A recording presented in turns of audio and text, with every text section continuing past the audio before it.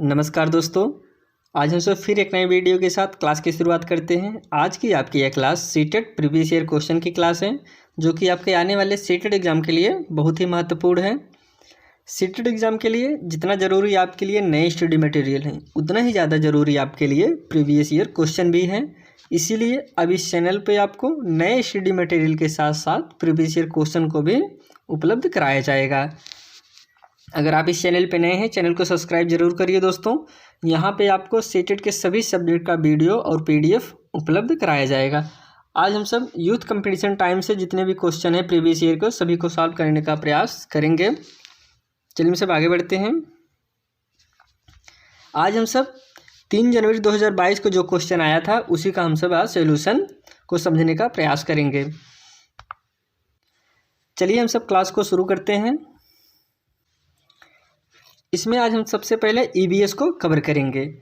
इसमें जितने भी सब्जेक्ट हैं, सभी सब्जेक्ट को आपको अलग अलग से वीडियो उपलब्ध कराया जाएगा।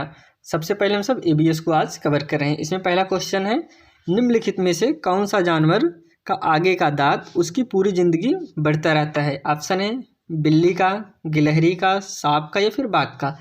इसमें आपका राइट आंसर है option number B is right answer, गिलहरी का। गिलहरी का आगे का दांत उसकी पूरी जिंदगी बढ़ता रहता है। अब गिलहरी को हम और समझने का प्रयास करते हैं। गिलहरी जो कि अमेरिका, यूरेशिया और अफ्रीका की मूल निवासी है। कहाँ की है? मूल निवास अमेरिका, अफ्रीका और यूरेशिया की। पाई तो हर जगह जाती है गिलहरी, जो पाई तो हर जगह जाती है, लेकिन इसका मूल निवास जब भी पूछे तो इसका मूल निवास अमेरिका, यूरेशिया और अफ्रीका ही है। अब गिलहरी के बारे में और हम समझने का प्रयास करते हैं। कह रहे हैं गिलहरी के सामने का दांत जीवन भर बढ़ते रहता है। दांतों को अधिक लंबा होने से रोकने हैं तो उन्हें वस्तुओं को कुतरते रहना पड़ता है। कह रहे हैं कि गिलहरी हर समय कुछ कुछ कुतरती रहती है। ऐसा इसलिए क्योंकि अगर वह नहीं कुतरेंगे तो उनके आगे का दांत काफ़ी बड़ा बड़ा हो जाएगा, जो कि उनको समस्या का सामना करना पड़ सकता है। अब इसमें अगला हम समझते हैं बिल्लियों के बारे में। कह रहे हैं बिल्लियों का दांत मांस को फाड़ने और काटने हेतु दांत नुकीले होते हैं। बिल्लियों के दांत कैसे होते हैं? नुकीले होते हैं। अब सांप की बात कर रहे हैं। सांप के नुकीले घुमावदार दांत तो होते हैं, परंतु वे अपने शिकार को चबाते नहीं, वे हमेशा निगल के लेते हैं। सांप के 2 दांत आगे होते हैं, लेकिन वो खोखले होते हैं। उनका काम सिर्फ किसी को बाइट करना होता है, उससे वह भोजन को नहीं खाते हैं। भोजन को वह हर समय निगल कर ही खाते हैं। इसको आप ध्यान दीजिएगा। अगला है बाघ के नुकीले दांत उसे शिकार को दबोचने में मदद करते हैं। जो बाघ के दांत होते हैं, उनके भी दांत नुकीले ही होते हैं, उससे वह शिकार करने के काम में लाते हैं। अब अगला क्वेश्चन है,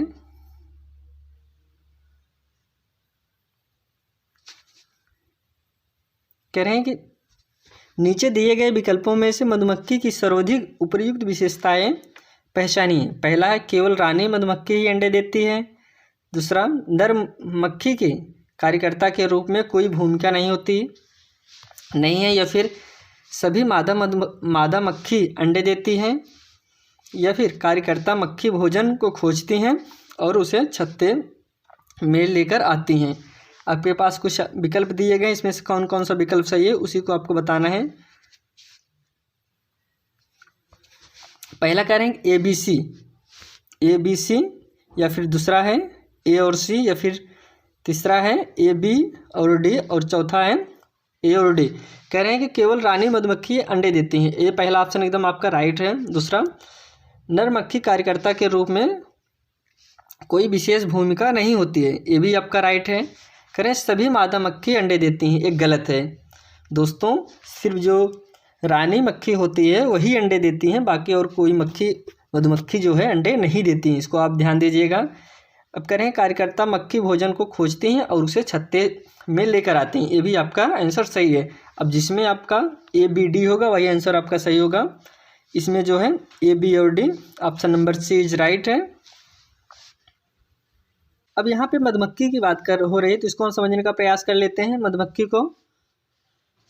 मधुमक्खी जो है कीट वर्ग का प्राणी है। किस वर्ग का? कीट वर्ग का। अब हर समय ध्यान रखिएगा, मधुमक्खी जो है कीट वर्ग में आता है। मधुमक्खी नृत्य के माध्यम से अपने परिवार के सदस्यों को पहचान करती है। वो अपने परिवार, अभी कोई नई मधुमक्खी आ जाएगी तो उनका पहचान वह नृत्य के माध्यम से ही करती हैं, जितनी भी मधुमक्खियाँ होती हैं। हम सब आगे बढ़ते हैं। इसका कुछ डिटेल दिया गया है, उसको हम समझते हैं। कह रहे हैं कि हर छत्ते में एक रानी मक्खी होती है जो अंडे देती है। छत्ते में कुछ नर मक्खियाँ कार्यकर्ता भी होती हैं। छत्ते में बहुत सारी काम करने वाली मक्खियाँ भी होते हैं। ये दिन भर काम करती हैं। शहद के लिए फूल को रस ढूंढती हैं। नर मक्खी की कार्यकर्ता के रूप में कोई विशेष भूमिका नहीं है तथा कार्यकर्ता मक्खी भोजन को खोजती हैं और उसे छत्ते में लेकर आती हैं। इसको आप ध्यान दीजिएगा। चलिए अगला क्वेश्चन हम सब देखते हैं दोस्तों।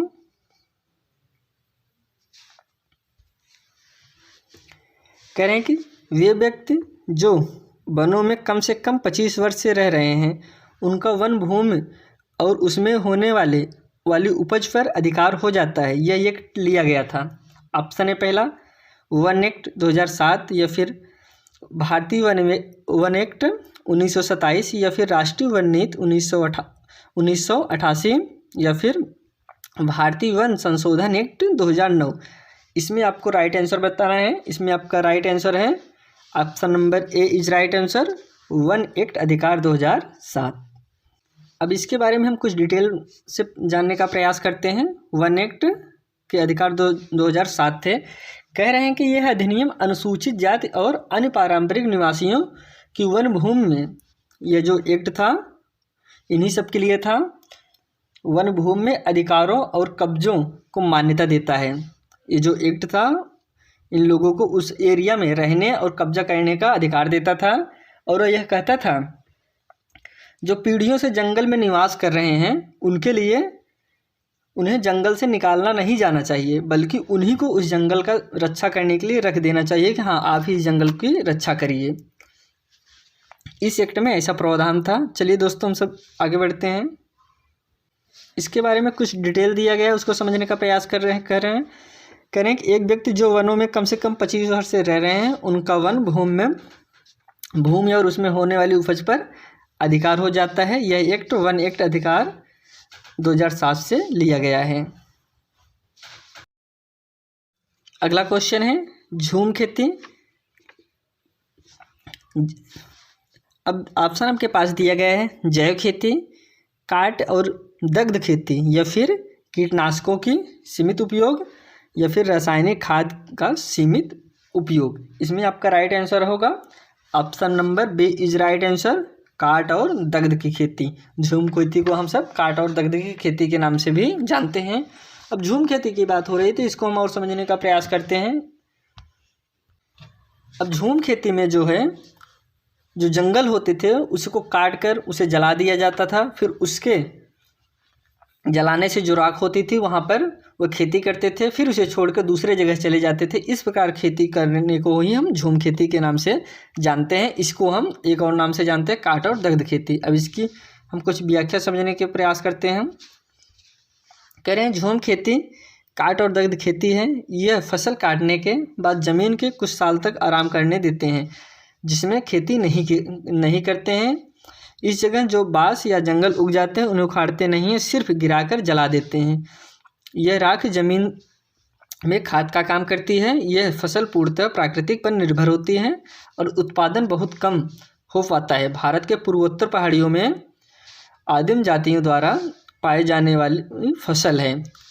अभी ध्यान दीजिएगा, इस प्रकार की खेती अगर कभी भी पूछे तो वह पूर्वोत्तर राज्यों में, भारत के पूर्वोत्तर राज्यों में पाया जाता है, जिसमें आपका आता है अरुणाचल प्रदेश, नागालैंड, मिजोरम, मेघालय, त्रिपुरा और मणिपुर। इस प्रकार की खेती को देखने आपको इसी राज्य में देखने को मिलता है। चलिए अगला क्वेश्चन है।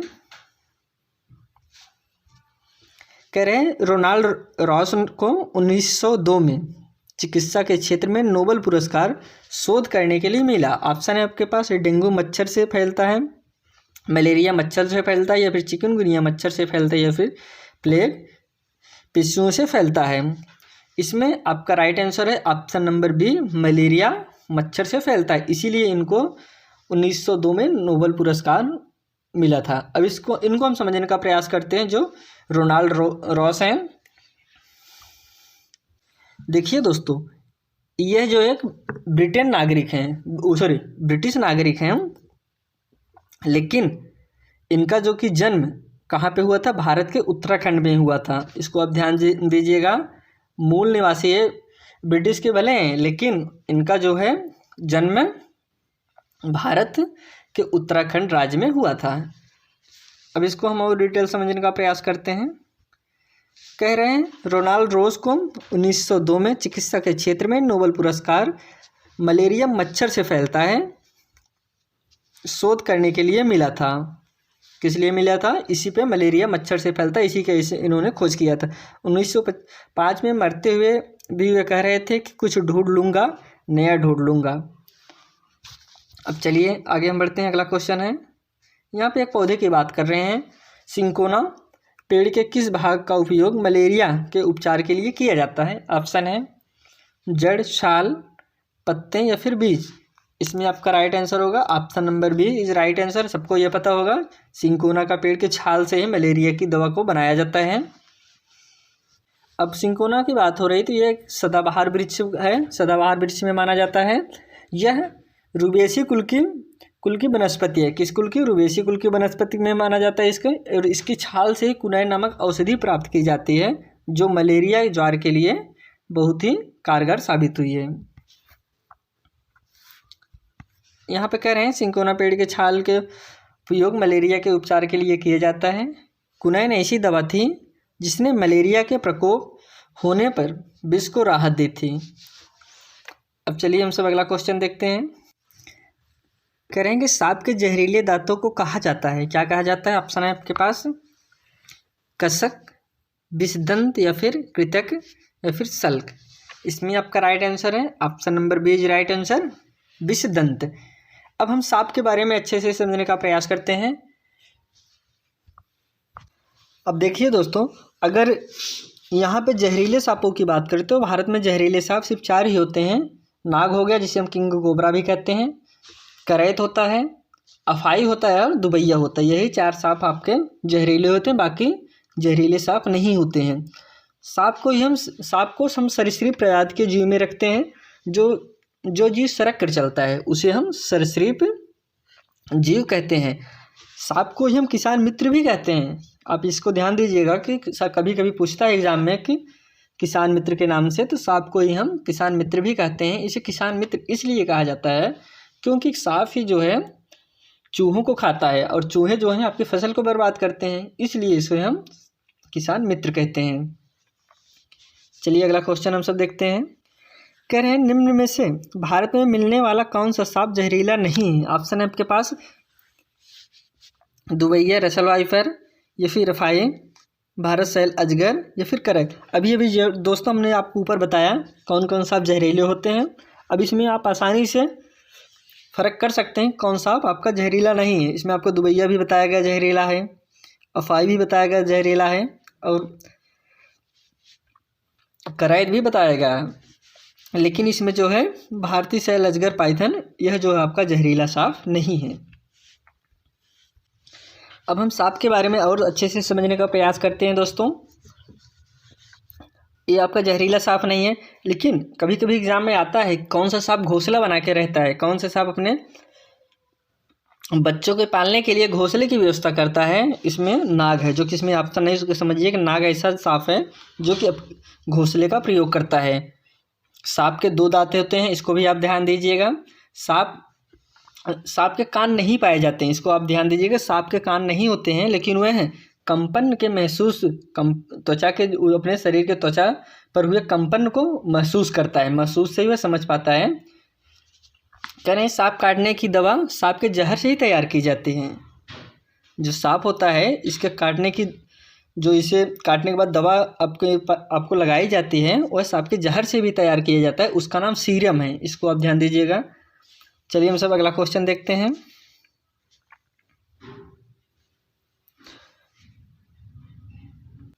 कह रहे हैं कि वर्मी कंपोस्ट एक विधि है जिसमें खाद बनाने में उपयोग होता है। पहला ऑप्शन है फीता कृमि या फिर जोक, केचुआ, अंकुश कृमि या। इसमें आप सबको पता ही होगा वर्मी कंपोस्ट में केचुआ का प्रयोग किया जाता है, जिससे खाद बनाया जाता है। अब इसको और हम समझने का प्रयास करते हैं।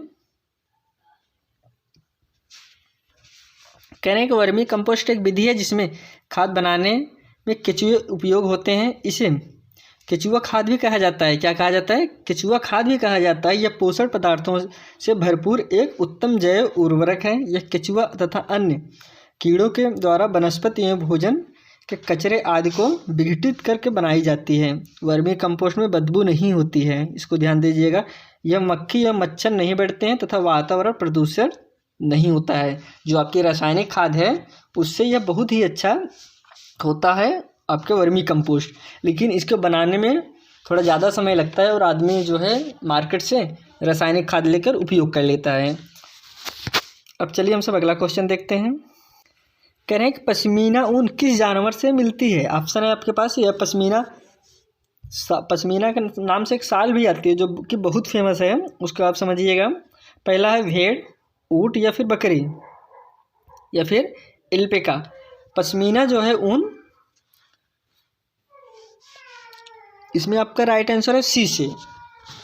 पश्मीना ऊन पहाड़ी बकरियों की एक खास नस्ल से लगभग 5000 मीटर की ऊंचाई पर रह सकती हैं। यह सर्दियों में तापमान 0 सेंटीग्रेड से भी बहुत कम -40 डिग्री सेंटीग्रेड तक चला जाता है। माना जाता है कि पश्मीना शाल जो कि 6 स्वेटरों के बराबर गर्मी होती है। कितना? 6 स्वेटरों के बराबर इसमें गर्मी होती है जो इससे पश्मीना शाल बनती है। जम्मू कश्मीर में ये होता बहुत ही ज़्यादा, यह पश्मीना शाल बहुत ही फेमस शाल है।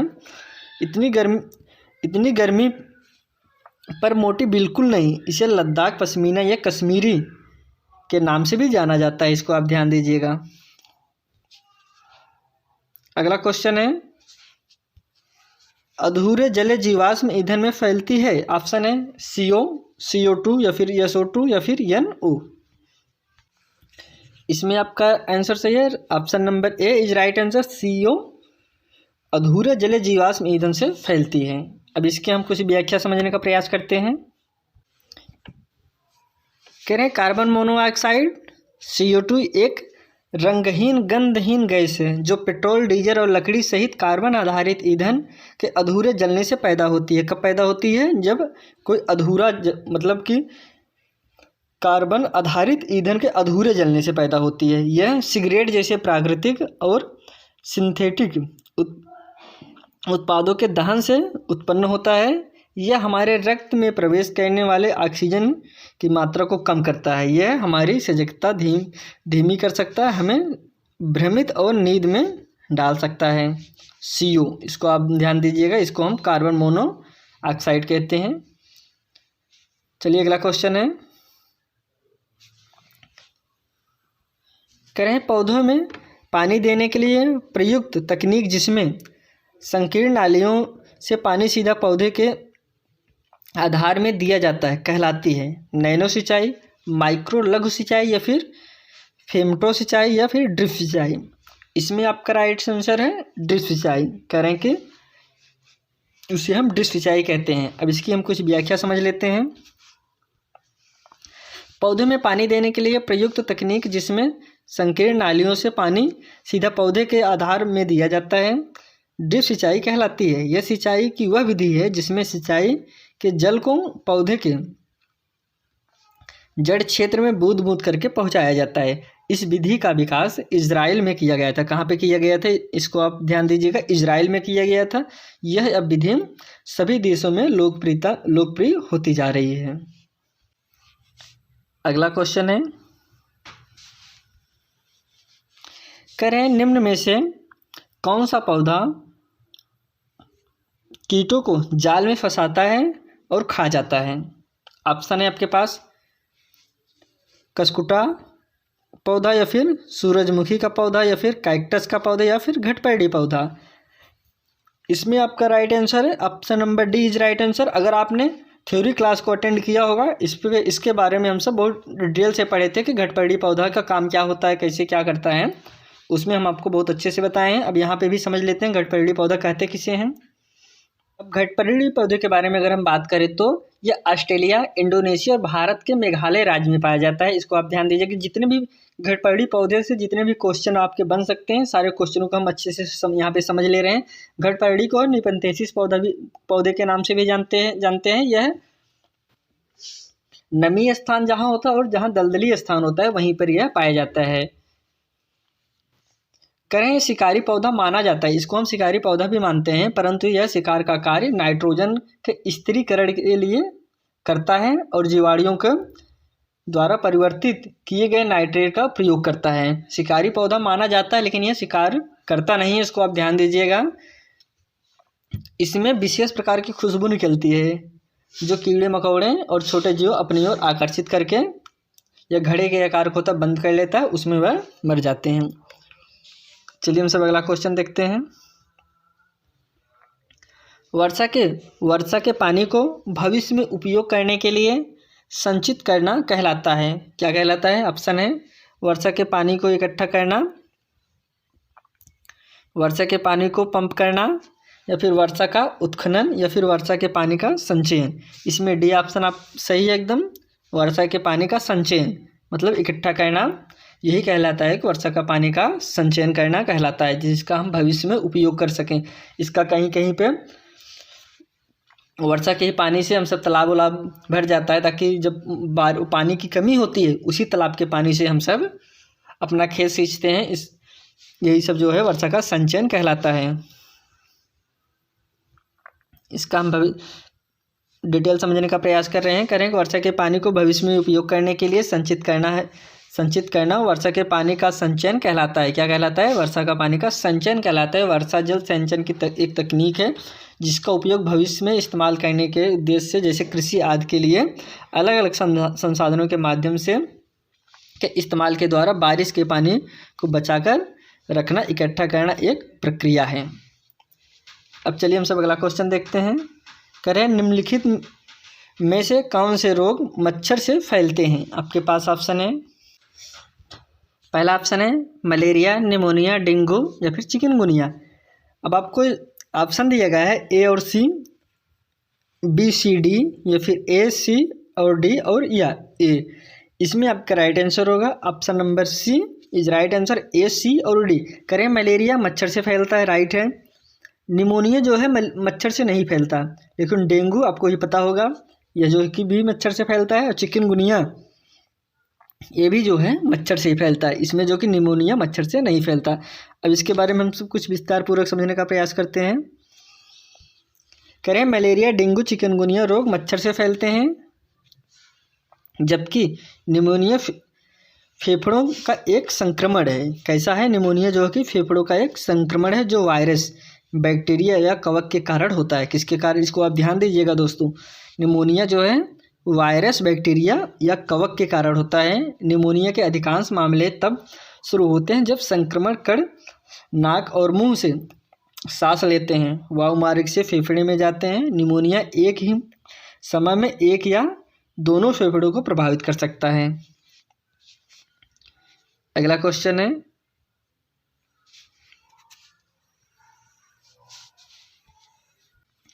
करें विद्यार्थी केंद्रित कक्षाएं विद्यार्थी को सीखने के लिए सहायक वातावरण सुनिश्चित करती हैं। निम्न में से कौन सा इसी बात को प्रस्तावित करता है? ऑप्शन है शिक्षक निर्देश देता है तथा विद्यार्थी उनसे अपेक्षा करता है कि वे उनका पालन करें और अनुशासित रहें। सेकंड ऑप्शन है शिक्षक पाठ्यपुस्तक पढ़ता है और श्यामपट्ट पर प्रश्न एवं उत्तर लिखता है और विद्यार्थियों को उन्हें लिखने को कहता है। या फिर अगला ऑप्शन है शिक्षक ऐसी सीखने की परिस्थिति उपलब्ध कराता है जो विद्यार्थियों को अवसर देती है कि वे अवलोकन करें, खोज अन्वेषण करें, प्रश्न करें, प्रयोग करें तथा विभिन्न प्रतियों को समझ विकसित करें। या फिर अगला है कक्षा की गतिविधियों को शिक्षक नियंत्रित करता है तथा उसमें विद्यार्थियों की भागीदारी कम से कम होती है। इसमें आपका राइट आंसर होगा option number C is right answer है। देखिए दोस्तों, इस प्रकार के प्रश्नों में ऐसे आपको कोई भी विकल्प नहीं चुनना है जो बालक के खिलाफ हों, ऐसे विकल्प को चुनना है जो बालक के पक्ष में हो। अब देखिए इसमें करें शिक्षक ऐसी सीखने की परिस्थिति उपलब्ध कराता है जो विद्यार्थियों को अवसर देती है कि उन्हें अवलोकन करें, खोज अन्वेषण करें, प्रश्न करें, प्रयोग करें और विभिन्न प्रतियों को समझ विकसित करें। इसलिए आप इसको ध्यान दीजिएगा, राइट इसमें ऑप्शन नंबर सी सही है।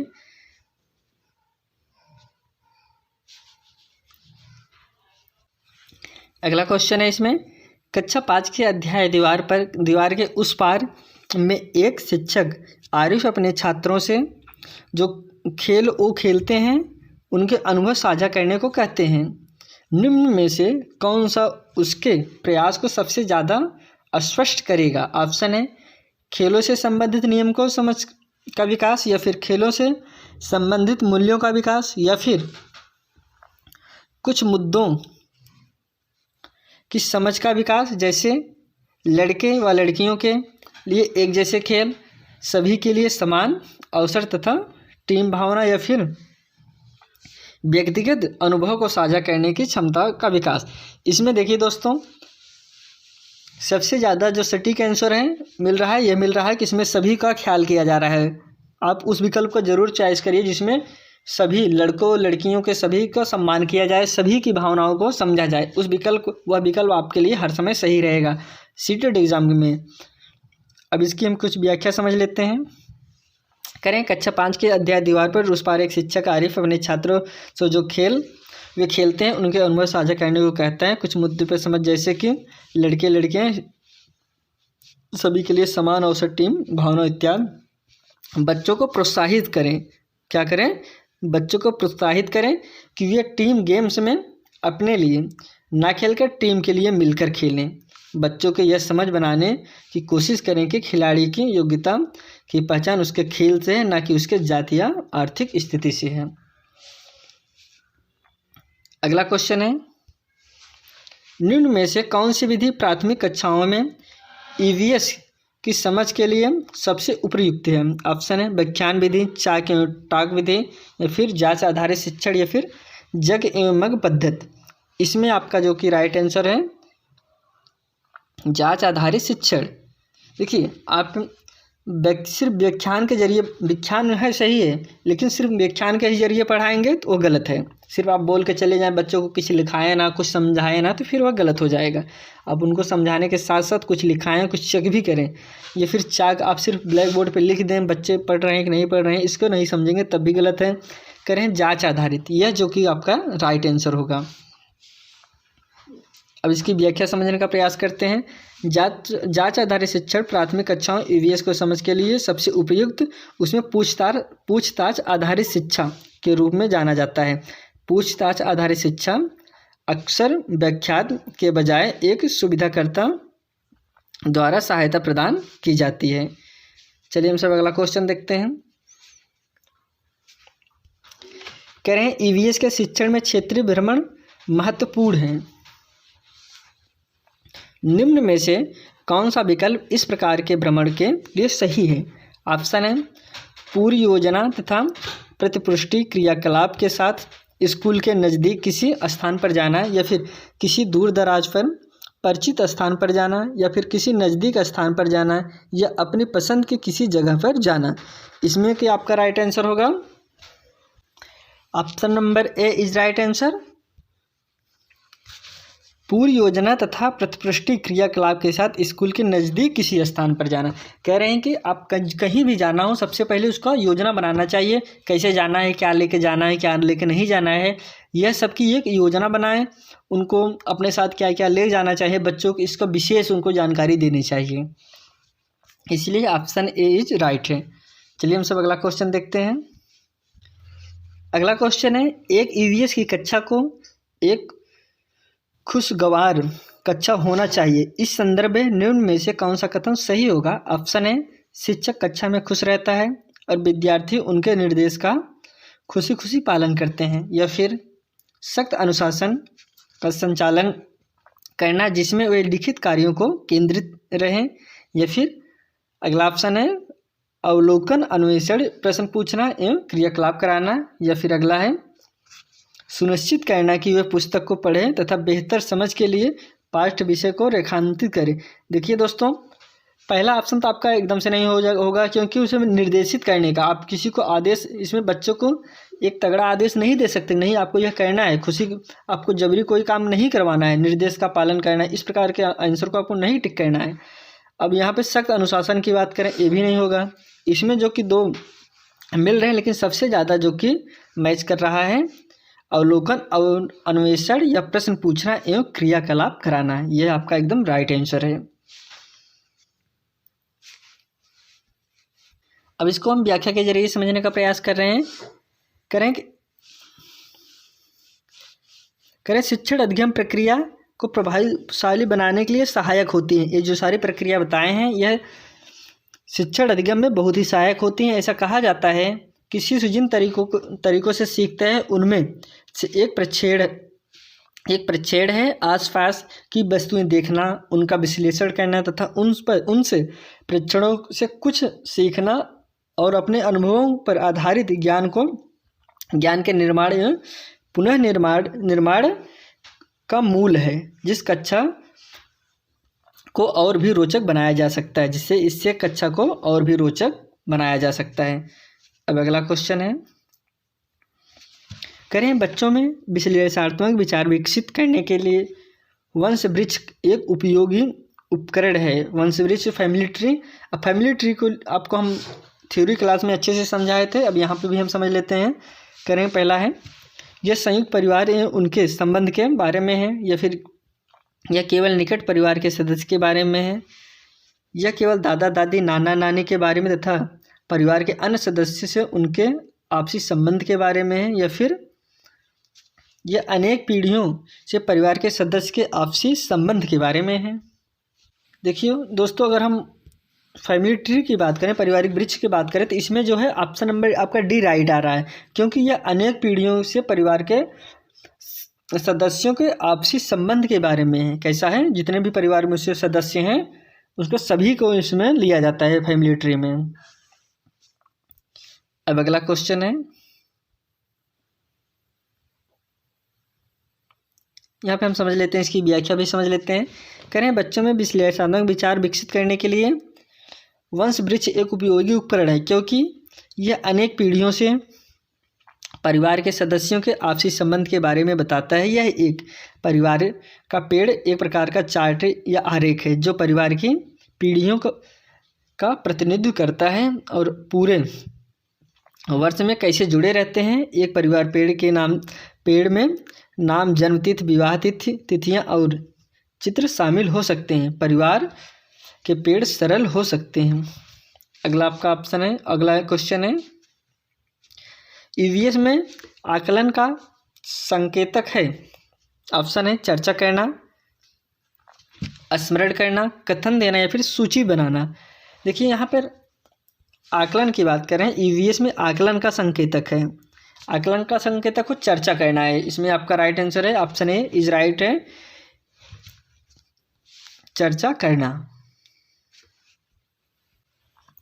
यहाँ पे कह रहे हैं दोस्तों, चर्चा करने के माध्यम से बच्चे सबसे ज़्यादा सीखते हैं। जब वो एक दूसरे से बात करेंगे, परिवार में बात करेंगे, अपने स्कूल आएंगे वहाँ पे बात करेंगे, इससे उनके सीखने और समझने की क्षमता बहुत तीव्र गति से विकास होता है। इसको आप ध्यान दीजिएगा।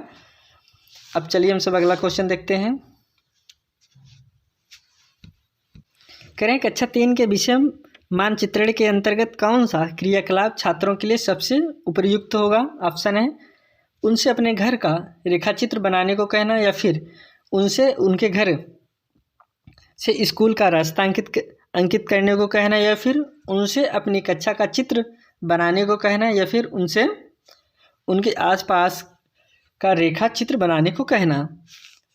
इसमें आपका राइट आंसर होगा option number B is right answer, उनसे उनके घर से स्कूल का रास्ता अंकित करने को कहना।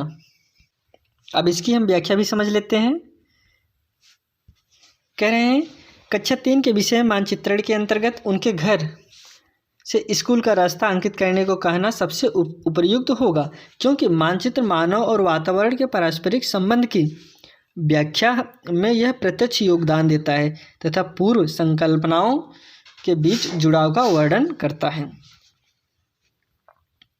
अगला क्वेश्चन है, करें एक शिक्षक को कक्षा 1 के विद्यार्थियों को पशु का उप थीम पढ़ाना है। निम्न में से कौन सी युक्ति इस विषय को विद्यार्थियों तक संपादित करने के लिए सबसे उपयुक्त है। ऑप्शन है विद्यार्थियों से कहें कि वे जानवर की सूची बनाएं, या फिर विद्यार्थियों को जानवर के नाम बताएं। अगला ऑप्शन है आपके पास अगला ऑप्शन है विद्यार्थियों को चिड़ियाघर के भ्रमण पर ले जाकर प्रत्यक्ष अनुभव देना या फिर विविध प्रकार के जानवरों के रंगीन चित्र दिखाकर जानवरों के बारे में समझ विकसित करना। इसमें जो कि सबसे ज़्यादा सटीक आंसर बैठ रहा है ऑप्शन नंबर सी, चिड़ियाघर के भ्रमण पर ले जाकर प्रत्यक्ष अनुभव कराना विद्यार्थियों को। अब इसकी व्याख्या भी समझ लेते हैं। करें एक शिक्षक को कक्षा 1 के विद्यार्थियों को पशु का उप थीम पढ़ाना है तो विद्यार्थियों को चिड़ियाघर के भ्रमण पर ले जाकर प्रत्यक्ष अनुभव कराएं। शिक्षक छात्र को चिड़ियाघर में ले जाकर जीव विविधता अप्रत्यक्ष अवलोकन व निरीक्षण कराएं जिससे छात्रों में स्पष्ट चिंतन का विकास हो। जब वह उस चीज़ को देखेंगे तो ज़रूर आके क्लास में चर्चा करेंगे, हमने शेर देखा, हमने जो भी देखे रहेंगे आपस में चर्चा करेंगे। इससे उनकी समझ बहुत ही ज़्यादा विकसित होगी और वो सभी जानवरों के बारे में अच्छे से जानने का प्रयास करेंगे। अब चलिए अगला क्वेश्चन है, कह रहे हैं कि डॉक्टर ब्यूमांड के प्रयोग विद्यार्थियों को मनोवैज्ञानिक की भूमिका समझने में सहायता करते हैं। नीचे लिखी वैज्ञानिक विधि उपयुक्त क्रम में व्यवस्थित कीजिए। ऑप्शन है, पहला है परिणामों को अंकित रिकॉर्ड करना और निष्कर्ष निकालना या फिर परिकल्पना प्रस्तावित करना या प्रश्न पूछना या फिर अनुमान का परीक्षण करना, अनुमान लगाना या फिर प्रक्षेपण करना। इसमें आपका राइट आंसर होगा ऑप्शन नंबर डी, पहला है प्रक्षेपण करना होगा, फिर होगा आपका प्रश्न पूछना, फिर होगा परिकल्पना प्रस्तावित करना, फिर अनुमान लगाना होगा, फिर अगला आपका अनुमान का परीक्षण करना होगा। पहले अनुमान लगाएंगे तब तो अनुमान का परीक्षण करेंगे। फिर पहला आपका होगा परिणामों को अंकित रिकॉर्ड करना और निष्कर्ष निकालना। इस प्रकार से आपका ये option number D is right है। करेंगे डॉक्टर ब्यूमांड के प्रयोग विद्यार्थियों को मनोवैज्ञानिक की भूमिका समझने में सहायता करते हैं। वैज्ञानिक विधि के उपयुक्त क्रम, प्रक्षेपण करना, प्रश्न पूछना, परिकल्पना प्रस्तावित करना, अनुमान लगाना, अनुमान का परीक्षण करना, परिणामों को अंकित रिकॉर्ड करना या और निष्कर्ष निकालना होता है। अब चलिए अगला क्वेश्चन हम सब देखते हैं। करें विद्यार्थियों को जैव विविधता का अनुभव देने के लिए कौन सी युक्त ठीक है। ऑप्शन है पक्षियों की प्रजातियों संबंधित पुस्तकें व लेख पढ़ने के लिए देना या फिर प्रवासी पक्षियों के बारे में विभिन्न लघु चलचित्र दिखाना या फिर पक्षी अभ्यारण्य में अवलोकन के लिए ले जाना या फिर विलुप्त पक्षियों के पर विभिन्न वार्ता और पर भाषण देना। अभी जस्ट इसके आपको बताए थे, उनको ले जाकर दर्शन कराना, ले जाकर उनको दिखाना ही, जितने भी पक्षी जानवरों सबको उनसे दिखाएंगे, वह सबसे ज़्यादा सटीक से तभी वह जान पाएंगे। इसीलिए option A C is right answer है, पक्षी अभ्यारण्य में अवलोकन के लिए ले जाना। जब तक वो देखेंगे नहीं तब तक वो अच्छे से समझ नहीं सकते। आप वो जो जानवर देखेंगे वो अपने पूरी लाइफ नहीं भूलेंगे अगर उनको आप किसी पक्षी अभ्यारण्य में ले जाकर हर जानवर को दिखा दें। हाँ, शेर कैसा होता है, चीता कैसा होता है या फिर खरगोश कैसा होता है, हिरण कैसा होता है, वह देख लेंगे तो वह उस बारे में जब भी चर्चा होगी तुरंत वो बताएंगे कि हमने हाँ वहाँ पे देखा था, उसके ऐसे थे, इस कलर का था, ऐसा था, सारी चीज़ बता देंगे। इसकी व्याख्या है विद्यार्थियों को जैव विविधता का अनुभव देने के लिए पक्षी अभ्यारण्य में ले जाना ठीक है, जिससे विद्यार्थियों के क्षेत्र विवरण में से ज़्यादा सीखने में मदद मिलेगी। जैसे विद्यार्थियों के सामाजिक वातावरण के संपर्क में आते हैं, वस्तुओं को प्रत्यक्ष देखने से ज्ञान में वास्तविकता का रूप आ जाता है, छात्रों में जैव विविधता के प्रति रुचि उत्पन्न होती है। इस विधि में विद्यार्थी प्रकृति को यथार्थ देखते हैं। अगला क्वेश्चन है आपका, आदित्य एक होनहार विद्यार्थी है, उसे लगता है कि उसकी कक्षा के शिक्षक उसकी जिज्ञासा की पूर्ति के लिए कार्य करें। उसके शिक्षक को किस प्रकार हस्तक्षेप करने की आवश्यकता है। करें पहला, उसे अतिरिक्त समय देना, उसे अधिक स्नेह देना या फिर उसे कक्षा के नेतृत्व के लिए अतिरिक्त दायित्व देना या फिर उसके लिए कुछ विशिष्ट शिक्षण सामग्री का प्रयोग करना। इसमें जो कि राइट आंसर होगा ऑप्शन नंबर डी, उसके लिए कुछ विशिष्ट शिक्षण सामग्री का प्रयोग करना। कह रहे हैं कि आदित्य एक होनहार विद्यार्थी है, उसे लगता है कि उसकी कक्षा में शिक्षक जिज्ञासा की पूर्ति के लिए कार्य करे, तो उसके लिए कुछ विशिष्ट शिक्षण सामग्री का प्रयोग करना चाहिए जिससे आदित्य की जिज्ञासा की पूर्ति हो सके। ऐसा नहीं होना चाहिए कि एक बच्चा बहुत तेज़ है, सारे बच्चों को छोड़ के उसी से हम पूछे, जो भी क्वेश्चन पूछना उसी से पूछो, बता दे, वो संतुष्ट रहे, बाकी सर को नहीं। ऐसा नहीं है, आपको सभी क्लासों में सभी बच्चों के लेकर एक साथ चलना है। इसलिए उसे सिर्फ कुछ शिक्षण सामग्री का प्रयोग ही करना चाहिए, बाकी उसे और कोई विशेष ध्यान नहीं देना चाहिए कि आप वो बहुत तेज़ है तो बाकी बच्चों को छोड़ दे। ऐसा नहीं होना चाहिए, आपको सभी बच्चों को एक साथ लेकर चलना है। एक शिक्षक की यही भूमिका होती है।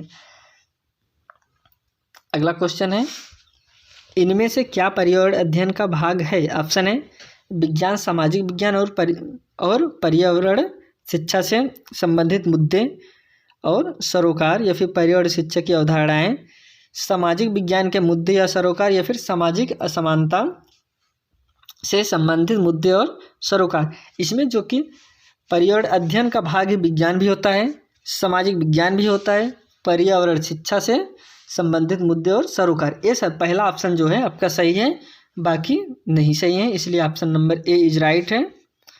अब इसकी हम व्याख्या समझ लेते हैं। करें विज्ञान, सामाजिक विज्ञान और पर्यावरण शिक्षा से संबंधित मुद्दे और सरोकार, ये सभी पर्यावरण अध्ययन के भाग हैं।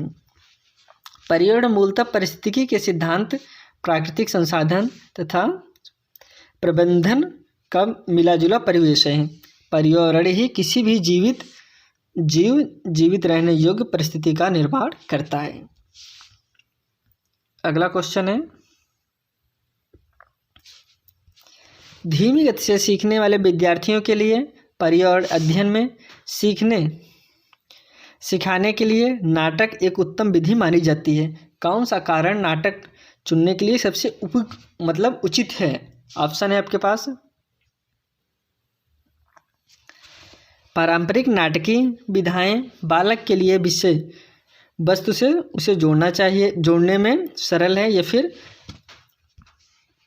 पारस्परिक क्रिया के नाटक उनकी स्मृति में अधिक समय तक रहते हैं, या फिर धीमी गति से सीखने वाले विद्यार्थी अभिनय पसंद करते हैं। इसमें पहला ऑप्शन है ए और बी, या फिर ए और सी, या फिर बी और सी, या फिर ए, बी और सी। इसमें आपका राइट आंसर होगा ऑप्शन नंबर ए और बी। कह रहे हैं कि पारंपरिक नाटकीय विधाएं बालक के लिए विषय वस्तु से उसे जोड़ने में सरल है, और सेकंड है पारस्परिक क्रिया नाटक उनकी स्मृति में अधिक समय तक रहते हैं। हम बालक को जो नाटक के माध्यम से उन्हें कुछ सिखाते हैं तो वह उनको बहुत दिन तक उनके स्मृति में स्टोर रहता है, वह सोचते हैं उसके बारे में। इसलिए आपका ए और बी इज राइट आंसर है। अब अगला क्वेश्चन हम सब देखते हैं। कह रहे हैं पर्यावरण अध्ययन की पुस्तक विद्यार्थियों को सहायता करती है पर्यावरण अध्ययन विषय वस्तु के मुद्दे और सरोकारों को याद करने में, या फिर पर्यावरण अध्ययन के मुद्दों और सरोकारों की व्याख्या करने में, या फिर सभी संसाधनों के द्वारा ज्ञान की रचना करने में, या फिर पर्यावरण अध्ययन विषय के मुद्दों और सरोकारों के प्रति प्रतिक्रिया देने में। इसमें आपका राइट आंसर होगा option number C is right answer, सभी संसाधनों के द्वारा ज्ञान की रचना करने में। अब इसकी हम कुछ व्याख्या समझ लेते हैं दोस्तों। पर्यावरण अध्ययन की पाठ्य पुस्तक विद्यार्थियों को सभी संसाधनों के द्वारा ज्ञान की रचना करने में सहायता करती है, जिससे विद्यार्थियों के बहुमुखी और सर्वांगीण विकास होता है। इन संसाधनों के अंतर्गत भौतिक, रसायन, जैविक, भूगोल, इतिहास, नागरिक शास्त्र, समाजशास्त्र, अर्थशास्त्र आदि विषय की आवश्यकता होती है। अब दोस्तों अब इसी के साथ यह सेशन हम यहीं समाप्त करते हैं।